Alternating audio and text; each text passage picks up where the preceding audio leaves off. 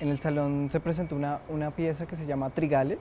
Es como un proyecto que enmarca varias investigaciones o que sí, como que recoge varias preguntas. Y es alrededor de una etnografía, parte como de una cierta etnografía como ficcional de los barrios populares de Bogotá. Y esto se convierte en unas figuras escultóricas que digamos que atravesaron el salón o que yo presento a veces en conjunto o individualmente.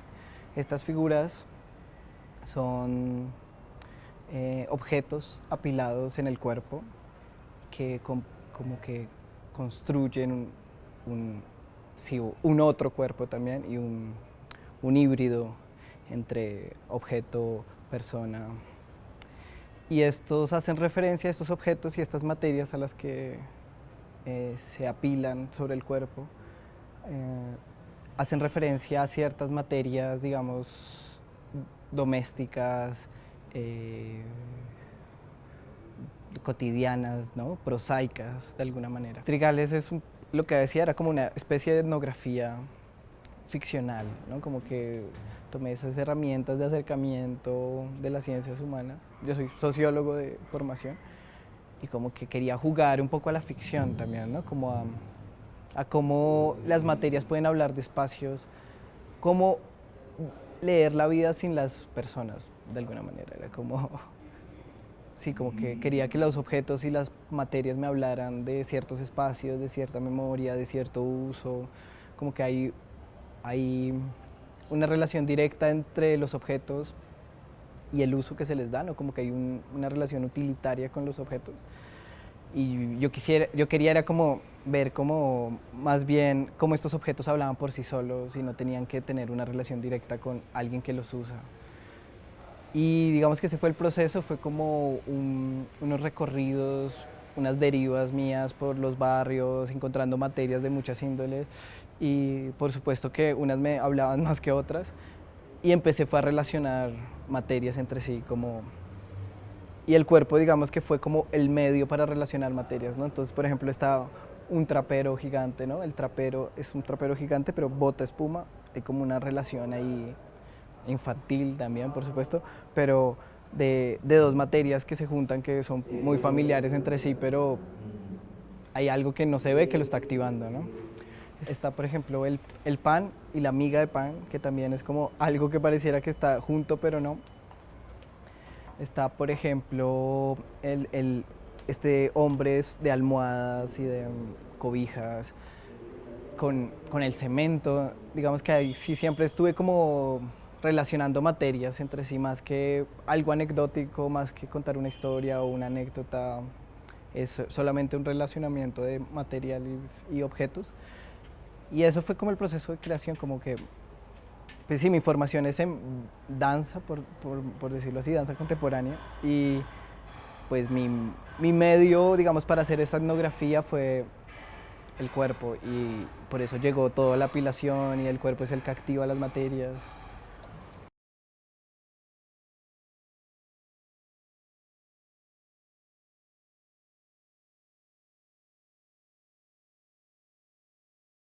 Estas son 5 figuras travestidas de alguna manera, ¿no? Y tienen algo en común que es el silencio. Digamos que todas son silentes, por decirlo así. Y digamos que este travestimiento está ahí en medio de lo siniestro, que es algo rotundamente familiar, pero que como que se desdobla, ¿no? Como que estas materias como son muy familiares a todo el mundo, hay como un desencajar de esa familiaridad. Y ahí yo creo que es cuando se torna entre infantil y, y pues sí, siniestro, monstruoso. ¿Por qué? Bueno, esto, ¿O para qué? claro. Eh, digamos que esta etnografía que te contaba partía de como un juego de memoria de los barrios populares que yo he crecido, que yo he vivido. Y pensaba con esta, o sea, como que perseguía la pregunta de cómo un cuerpo se puede volver un espacio.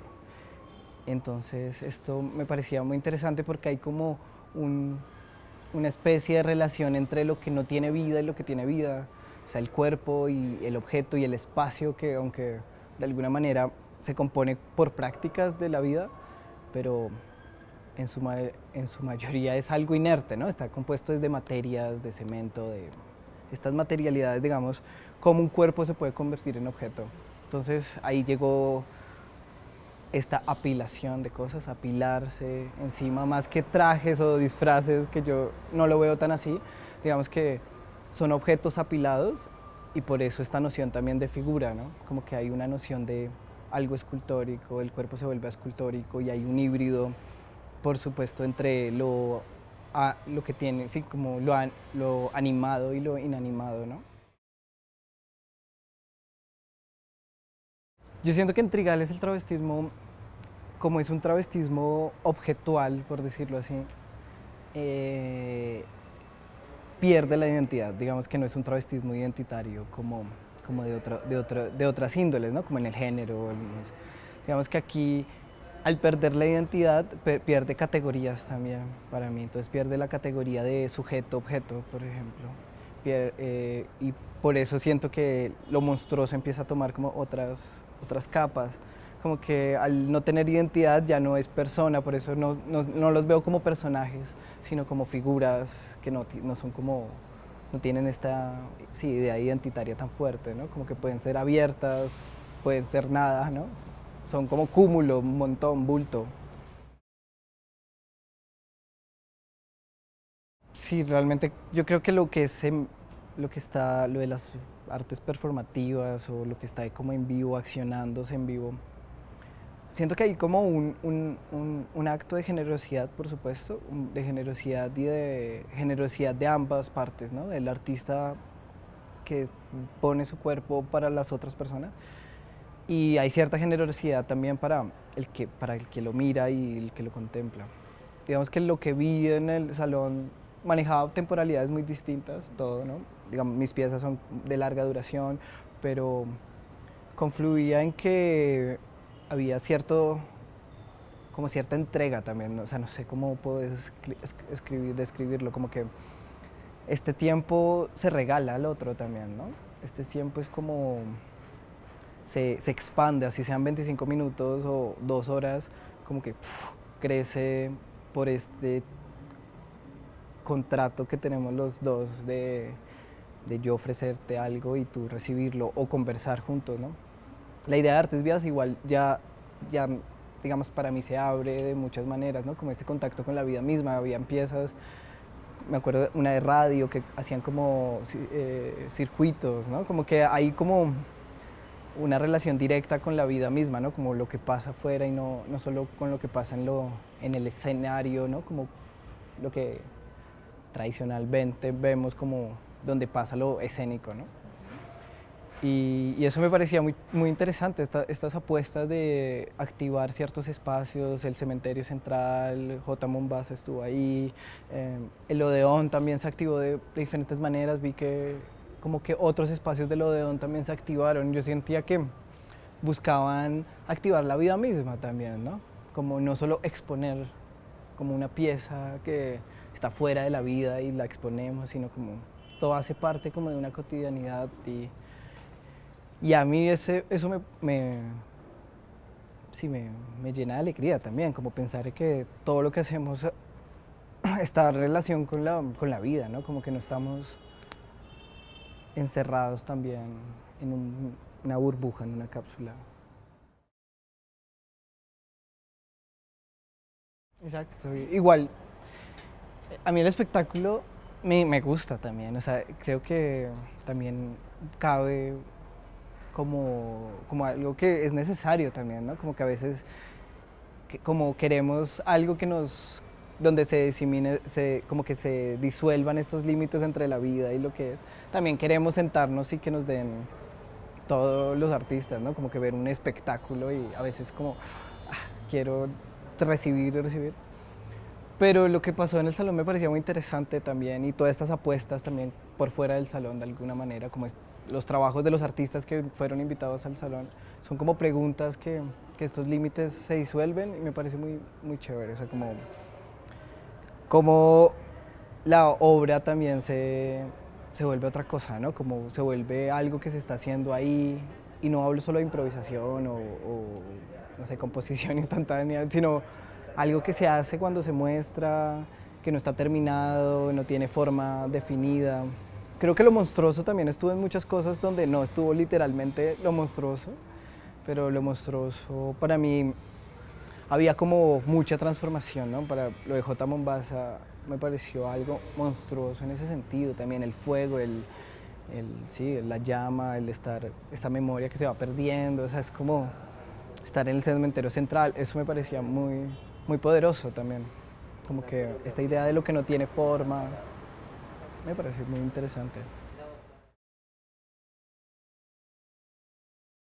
Había una presencia muy interesante de la palabra también, ¿no? Como de la palabra en muchos, digamos, acepciones. No solo la palabra dicha, sino el discurso y el discurso también en muchos aspectos, ¿no?